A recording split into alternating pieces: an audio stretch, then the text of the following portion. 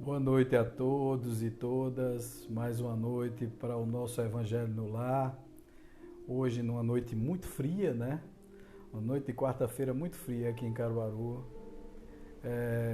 E nós viemos exatamente trazer esse calor, o calor do Evangelho, né? O calor das mensagens que o Cristo nos trouxe. A estrutura do Cristo, né? Toda a sua egrégora nos traz assim mensagens belíssimas. Até hoje, muitos até acham que o Cristo vem. O Cristo não vem, né? O Cristo está, né? O Cristo convive conosco todos os dias das nossas vidas, né? E aqueles que esperam que o Cristo venha ainda esperam uma mensagem, ainda esperam uma salvação.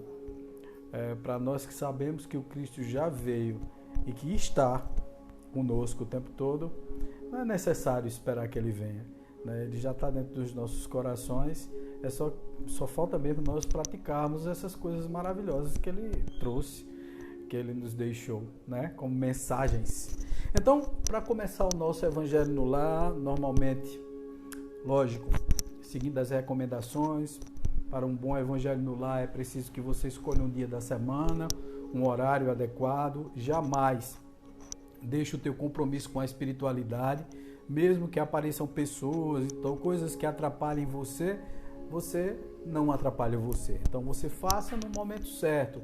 Se aparecer alguma visita, uma visita de repente ou repentina, né, na tua casa, você chama ela para fazer parte do Evangelho do Lar com você. Então, na realidade, tudo pode ser adequado, né, adaptado.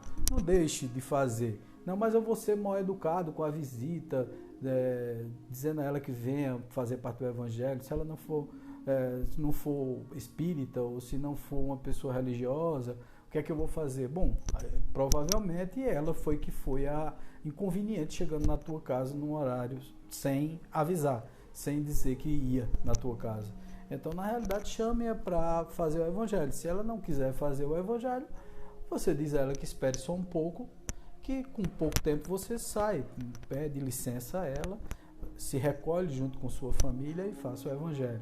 Uma outra coisa é em relação a se eu posso fazer o Evangelho sozinho. Lógico que pode, tá certo? Você nunca está só, é o primeiro motivo pelo qual você pode fazer o Evangelho sozinho. Você nunca está só. Os espíritos, os amigos espirituais estão sempre ao seu redor. Isso é fundamental que a gente saiba. A segunda coisa é, eu posso fazer, a minha família não é espírita, a minha família não gosta de religião, a minha família não gosta de filosofias espiritualistas, né? Porque o espiritismo não é uma religião, mas é uma filosofia espiritualista, uma filosofia moral que eleva os nossos conceitos, a nossa ética. Então, não, a minha família não gosta, não tem problema, se isola num local e tal, aquela irradiação de energia e vibração será útil para toda a família, mesmo ela não participando do Evangelho. Tá certo? Então, sem mais delongas, né, sem mais pormenores do processo, vamos fechar os nossos olhos nesse momento, escutar essa música boa, bonita, que está no fundo. E nesse momento, pedimos a proteção dos nossos mentores, guias, mestres espirituais, que eles nesse momento ilumine a nossa alma, proteja a nossa casa, proteja o nosso ambiente, assegure a paz, as boas palavras, que intua o nosso Evangelho no lar. Pai nosso que estás no céu, santificado seja o vosso nome. Venha a nós o vosso reino, seja feita a vossa vontade, assim na terra como no céu. O pão nosso de cada dia nos dai hoje, perdoai as nossas dívidas, assim como nós perdoamos os nossos devedores.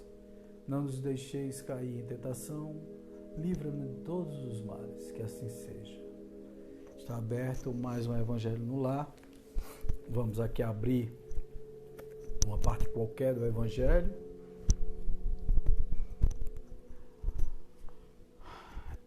O sacrifício mais agradável a Deus. Quando estiverem fazendo a oferenda diante do altar e lembrarem-se de que seu irmão tem alguma coisa contra vocês, deixem a oferenda ao pé do altar e vão primeiro se reconciliar com o seu irmão, e só depois voltem para fazer a oferenda.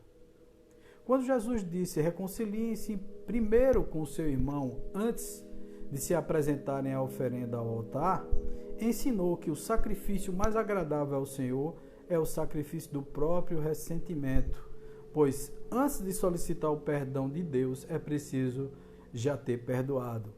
Se cometemos alguma injustiça contra um de nossos irmãos, é preciso que essa injustiça já tenha sido reparada. Somente assim a oferenda será agradável a Deus, pois virá de um coração puro e livre de qualquer mau pensamento. Naquela época era costume entre os judeus oferecer bens materiais a Deus. Eles faziam isso como forma de demonstrar seu amor e respeito. Pelo ensinamento de que primeiro era preciso se reconciliar com o irmão antes de apresentar a oferenda, Jesus estava adequando suas palavras aos costumes que vigoravam na época.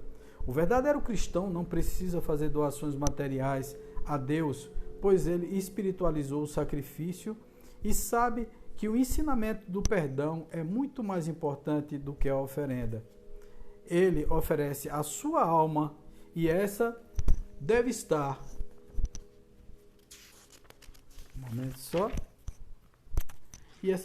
purificada. Ao entrarem no templo do Senhor, devem deixar do lado de fora todo o mau pensamento contra o seu irmão e todo o sentimento de ódio e animosidade. Só então os espíritos superiores levarão suas preces ao Altíssimo. Eis o que Jesus ensina com estas palavras: deixem sua oferenda ao pé do altar e vão primeiro se reconciliar com seus irmãos, se quiserem ser agradável ao Senhor. Isso é muito interessante, tá, gente? A gente vê muito por aí uma hipocrisia muito grande das pessoas que muitas vezes mostram-se ofensivas nas suas palavras. Hoje, por coincidência, né, nós vimos isso na internet como um todo, de pessoas esbravejando contra opções sexuais, contra um anúncio que foi feito defendendo a família homossexual. E isso é uma das grandes penas que a gente vê na humanidade, né? As pessoas se incomodam demais com a vida dos demais e esquecem de tirar a trave do próprio olho, né? Esquecem de olhar para a própria vida, para o próprio umbigo. Seria tão bom que as pessoas parassem com isso. A gente chega e fica com vergonha, a gente chega e fica pensando, puxa vida, tantas lições dadas, nenhuma lição aprendida, como é que pode isso, né? Como é que pode a gente estar passando por uma situação tão difícil, onde a gente tem que dar valor ao que realmente tem valor, ressignificar as nossas vidas, nossas emoções, e ao mesmo tempo estamos vendo esse espetáculo dantesco de preconceito, de raiva contra alguém que nem tem nada a ver, ou contra situações, ou contra coisas. Por favor, gente, estamos numa época em que precisamos ressignificar as nossas vidas, né? Dar um novo propósito à forma de pensar, à forma de ver, de agir, né? Do que adianta você estar dentro de igreja evangélica, católica, dentro das casas espíritas, dentro da sinagoga judaica e tal, e ter o coração impuro, né? Não ter eliminado dentro de você o ressentimento, não ter dado perdão aos seus irmãos. E perdoar não é conviver, perdoar não é viver com as pessoas dentro da sua casa, dentro do seu ambiente. Nada disso, né? Perdoar não significa isso. Perdoar significa você abrir seu coração, ser melhor, um pouco melhor do que... E ninguém aqui está querendo dar um de santo, gente. Ontem, numa tratativa apométrica, né, numa desobsessão complexa que nós fizemos ontem através do live do Vida Plena, nós acompanhamos uma pessoa que entrou em contato e que nós fizemos o tratamento, que a pessoa tinha altas crises de fibromialgia, sentindo dores por todo o corpo, e a fibromialgia, como todo mundo sabe, é uma doença autoimune. Então a pessoa assim era supliciada por ela mesma. O motivo: não queria perdoar, sentia raiva, por toda a situação da vida dela, era uma pessoa que não tinha resignação, quer dizer, ela não se conformava com absolutamente nada, e era uma pessoa altamente raivosa. E isso só trazia sacrifício para ela mesma, porque ela estava se autossupliciando, né? Quer dizer, a doença autoimune é essa doença que não tem diagnóstico, não tem uma cura visível, não se toma remédio para ela, porque sinceramente não vai passar. Tem gente que tem essas dores aí por anos a fio e nunca se curou, nunca conseguiu nada. Muitas vezes é um ressentimento que você guarda. Não estou dizendo que tudo é ressentimento, tá, gente? Nem estou dizendo que toda pessoa que tem a fibromialgia ou qualquer doença autoimune tenha ressentimentos dentro do coração. Não é isso. Mas muitas vezes é falta de admitir determinadas coisas, né? De dar o braço a torcer, de se aperfeiçoar, de olhar para si próprio, de começar a preocupar-se mais consigo próprio do que com os outros, tá certo? Muitas vezes a gente fica olhando a vida dos outros, vigiando a vida dos outros, fofocando a vida dos outros, né? Distribuindo fel e distribuindo coisas ruins para as pessoas. Ao invés de a gente vibrar positivamente, tá? Você não concorda com alguma coisa, não tem problema. Discordar é preciso, é necessário que a gente discorde das pessoas. Às vezes, poxa vida, faz parte da vida discordar, por que não discordar? Discorda sim, não tem problema nenhum, mas você precisa mesmo colocar fé nisso tudo, você precisa mesmo ser uma pessoa maldosa nos teus comentários, né? Você precisa mesmo ser uma pessoa, sei lá, injuriosa, cometer injúrias, cometer determinadas injustiças com os demais, com as pessoas que provavelmente nunca fizeram nada com você, né? Apenas porque optam por uma coisa ou outra, apenas porque tomam determinadas decisões, né? Criticar o modelo que está aí, gente, não adianta absolutamente nada. Ele está aí, mesmo que você não concorde, ele está aí. E nós precisamos conviver com as diferenças. Eu posso não concordar com você nos seus pontos de vista, mas eu preciso, na realidade, antes de começar a dizer que sou bonzinho, a dizer que sou maravilhoso, consertar as determinadas falhas, determinados desvios na minha própria personalidade, no meu próprio ser, ao invés de estar focando na vida das outras pessoas, no comportamento das outras pessoas. Primeiro eu conserto o meu comportamento. E o curioso disso tudo, certo? Desse caminho do meio que Buda fala, que é o caminho da iluminação, do equilíbrio, quando você chega nele, você não tem necessidade mais de olhar para a vida de ninguém. Você não tem necessidade mais de ser hipócrita, porque simplesmente você é o que é e acabou. O resto que faça o que quiser fazer, qual é o problema? Tá certo? Isso é ser cristão, gente, tá? Muitas pessoas estão aí, ó, esperando, não vem uma nave para resgatar todo mundo, vem Cristo vai descer e tal. Não, Cristo já desceu, já trouxe as mensagens. Estamos com todos os ferramentais para o bem, para a iluminação, e não conseguimos colocar em prática, porque uma coisa tão simples como calar em determinados momentos nós não sabemos fazer. Isso é o que, sei lá, nos deixa assim perplexo muitas vezes, né? Com vergonha do que o outro faz. E aí, sei lá, eu vivo me policiando em relação a isso, porque às vezes dá vontade de dizer assim, moço, pare com isso, né? Pare com esse tipo de comportamento. Muitas vezes são pessoas, você pode notar que as pessoas que fazem esse tipo de coisa são pessoas doentes, né? São pessoas que têm realmente a doença que a gente chama de doença da alma, né? São pessoas que se comportam assim porque, sei lá, não tem amor, às vezes estão depressivas, às vezes estão solitárias. A gente compreende isso, entendeu? E aí, para poder esbravejar, aí traz de volta todo o tradicionalismo, todo o ranço daquilo que foi, daquilo que é, porque a sociedade, porque o tradicional, porque não é assim. Quem disse que não é assim? Quem foi que falou isso? Cristo, quando veio para todos, gente. Veio para o pobre, para o rico, para o magro, para o gordo, para o preto, para o branco, para o homossexual, para o heterossexual. Cristo veio para todos. Você acha mesmo que Cristo faria distinção, né? Então, se é para nós seguirmos o exemplo do Cristo, por que estamos cultuando, né, santos de barro, cultuando-os e colocando o nosso sacrifício, aspas, aos pés do altar. Mas nós não colocamos o sacrifício do silenciar no momento em que não concordamos com algo. No momento em que não achamos que aquilo ali é correto. Não é correto para mim. Eu sei lá se é correto para você. Aliás, eu respeito o seu ponto de vista, eu posso não gostar, mas eu respeito o ponto de vista de todo mundo e acho extremamente razoável que respeitem o meu. Para se ter respeito, é preciso respeitar.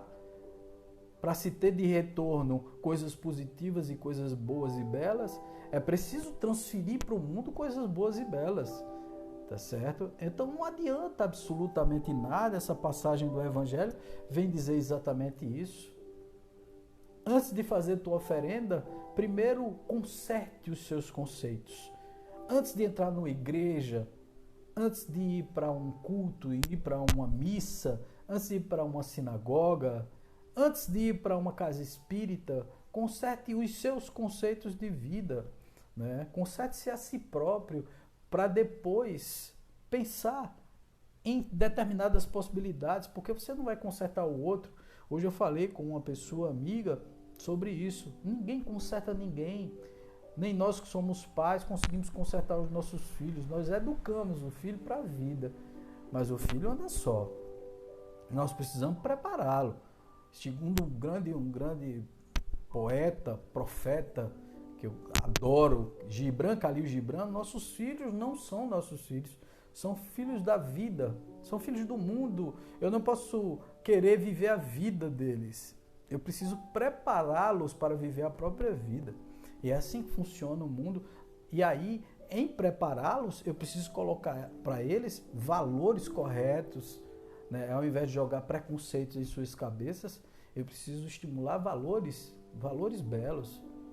E por aí é que vai a vida se modificando e a gente vai mudando o nosso próprio conceito de como lidar com as pessoas, ao invés de ofender, ao invés de criticar, ao invés de dizer palavras odiosas, né?